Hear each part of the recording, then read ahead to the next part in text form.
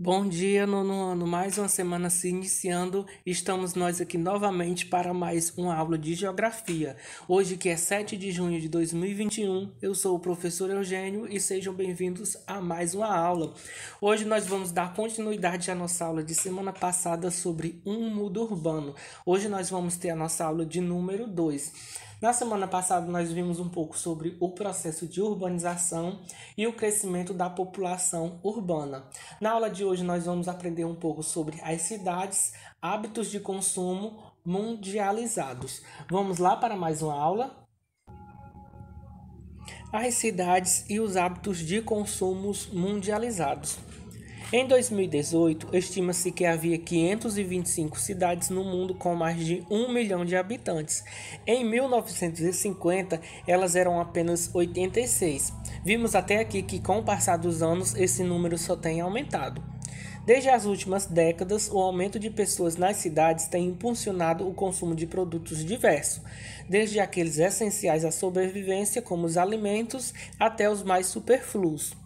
Como nessas aglomerações não há espaço para a produção de alimentos em larga escala, as pessoas são obrigadas a adquiri-los em feiras e supermercados ou em outros pontos de abastecimentos. Além disso, o estilo de vida nas grandes cidades demanda o uso de produtos específicos para as pessoas trabalharem, se locomoverem, se comunicarem e entre outros. Como vimos, modelos de consumo das grandes cidades são difundidos mundialmente e, em geral, seguidos por grande parte da população. Assim, as empresas transnacionais têm expandido seus negócios e investido muito em propaganda, o que influencia na mundialização de alguns hábitos e na implantação da globalização cultural. Vimos também em outras aulas que a propaganda é a alma do negócio, pois chama a atenção das pessoas e assim as pessoas podem comprar com mais confiança e até mesmo por influência de outras pessoas e até mesmo de marcas. Transformações da produção agropecuária e urbanização. As transformações da atividade agropecuária decorrentes da introdução de inovações científicas e tecnológicas no campo desde os anos de 1960 ajudam a explicar não somente a intensa urbanização após esse período, como também o desemprego estrutural no campo.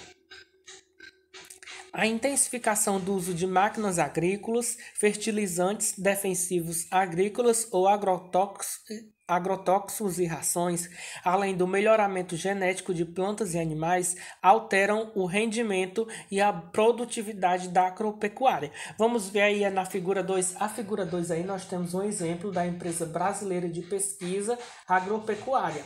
Ela desenvolve pesquisa que tem contribuído com inovações científicas e tecnológicas para o setor agropecuário no Brasil e em outros países. Na foto, nós podemos observar um pesquisador no Laboratório Nacional de Nanotecnologia para Agronegócio da Embrapa, em São Paulo.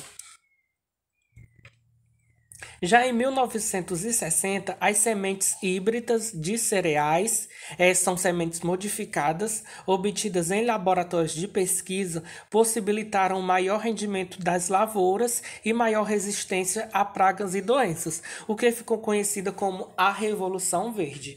Ou seja, essas sementes que não são mais naturais da natureza, que são modificadas em laboratório, elas têm uma resistência maior a pragas e doenças. E assim elas são mais consumidas para as pessoas que trabalham no campo.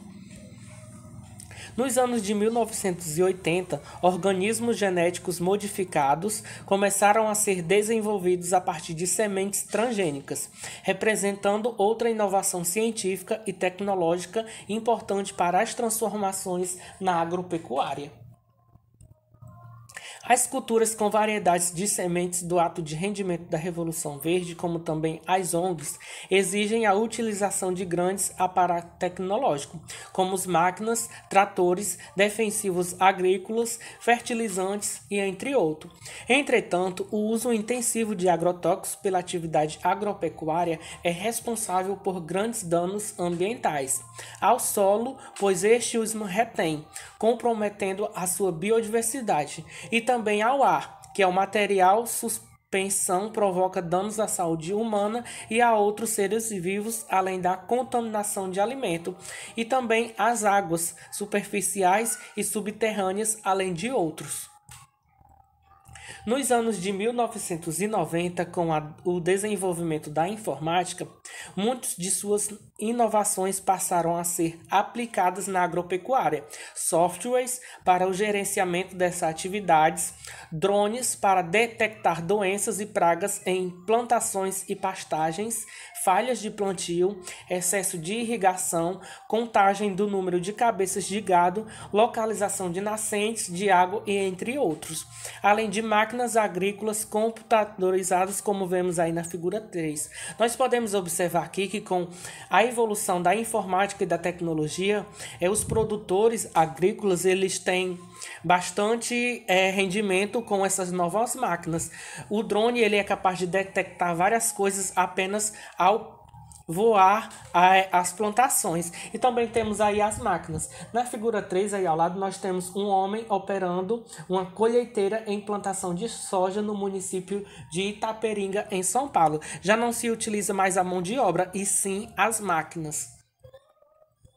As inovações científicas e tecnológicas, se por um lado favorecem a agropecuária por meio do aumento do rendimento e da produtividade, por outro substituíram parte da mão de obra empregada no campo e provocaram o desemprego estrutural, que foi o que eu acabei de falar.